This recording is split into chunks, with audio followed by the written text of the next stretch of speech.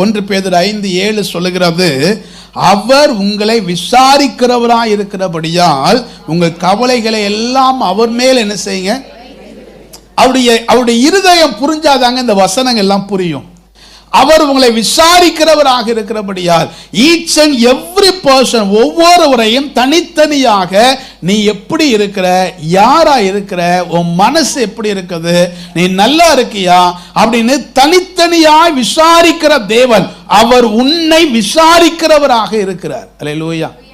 அவங்க அப்பா அப்படி இருந்தாரா, அவங்க அம்மா அப்படி இருந்தாங்க, அதனால இவனும் இப்படித்தான் இருப்பான் அப்படிங்கிற கண்ணோட்டத்தோட மனுஷன் பார்க்கலாம். ஆனால் இயேசு ஒரு நாளும் அப்படி கூட்டத்தை வைத்து மதிப்பிடுகிறவர் அல்ல, ஒவ்வொருவரையும் தனித்தனியாய் கவனிக்கிற ஆண்டவர். அல்லேலூயா.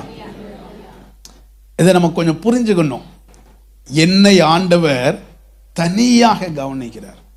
அவர் மரிப்பதற்கு முன்பதாக உறவுகளுக்கு காட்ட வேண்டிய அந்த கேர், அந்த கன்சர்ன், அந்த கரிசனையை அவர் காண்பிக்க விரும்புகிறார்.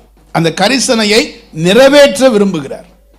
ஒரு பராமரிக்கிற அல்லது கரிசனை நிறைந்த ஒரு இருதயம் இயேசுவுக்கு இருக்கிறது.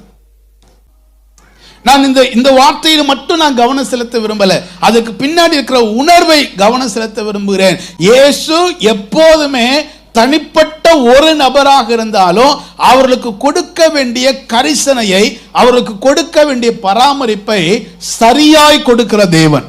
அல்லேலூயா.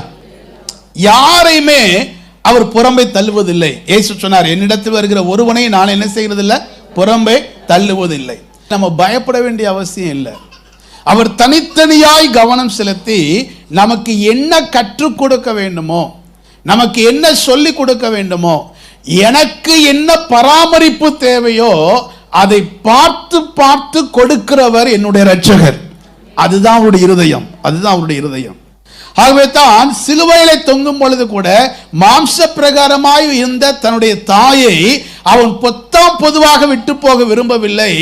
தனியாய் பராமரிக்கிறவர். ஸ்திரீயே, அதோ உன் மகன், இதோ உன் தாய் என்று அடையாளம் காண்பித்து அந்த தனிப்பட்ட கரிசனையை அவர் நிறைவேற்றுகிறவராக இருக்கிறார். அல்லேலூயா.